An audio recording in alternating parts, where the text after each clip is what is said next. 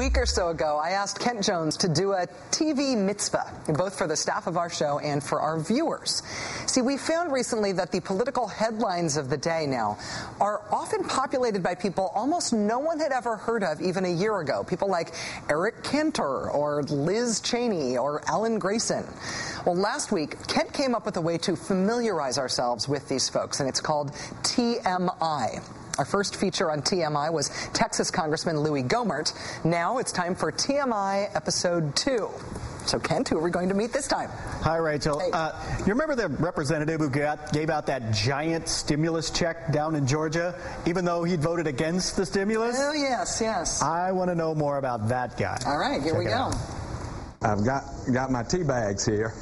To pick your brand. This happy tea bagger is Republican Phil Gingrey, U.S. Representative of the 11th District of Georgia, a self-described pro-life OBGYN who has delivered more than 5,200 babies. Turns out Dr. Phil is an actual birther. In 2002, Gingrey delivered himself into politics and, in a happy coincidence, was elected in the same part of Georgia Newt Gingrich used to represent. Gingrich? Gingrey?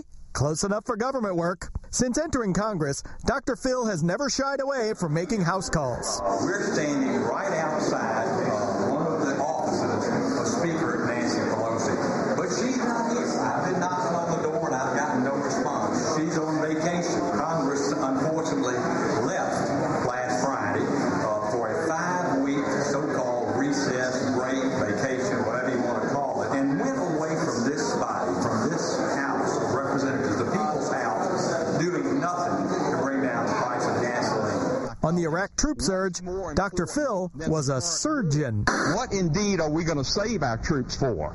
Working the rope lines at 4th of July parades?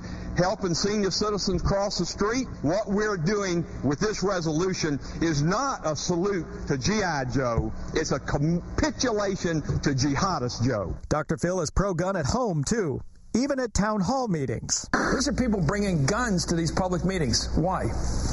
Well, Chris, they may have every right to do that. Why are people coming armed to public meetings? Well, Chris, if they have the right to do that, I have no fear of it. Do you think people should come armed to public meetings to discuss health care or not? I would think that they should exercise their rights under the Second Amendment. When it comes to health care, Dr. Phil has a white coat, and you don't. Mr. Speaker, if these voices are not enough to get his attention, maybe my white coat will. And I yield back. In fact, Dr. Phil finds the whole idea of health care reform hilarious. 14,000 people are losing their health insurance every day, not because of the cost of health insurance. They're losing it because they lost their job. And whatever you do, don't blame the insurance companies. People do not want that public option. I truly believe that we have the best health care system in the world. It's not perfect, but this business of turning it over to the federal government to try to make it perfect is quite honestly asinine. Asinine is exactly how some of his conservative colleagues would describe Dr. Phil's rogue comments to Politico back in January. He said, quote, I mean, it's easy if you're Sean Hannity or Rush Limbaugh or even sometimes Newt Gingrich to stand back and throw bricks. You don't have to try to do what's best for your people and your party.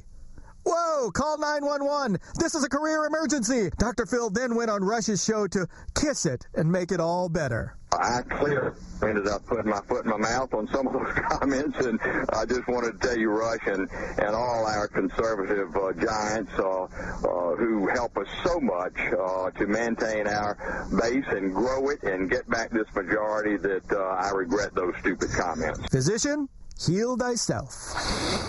I love that even Limbaugh can't take him seriously. Yeah. Okay.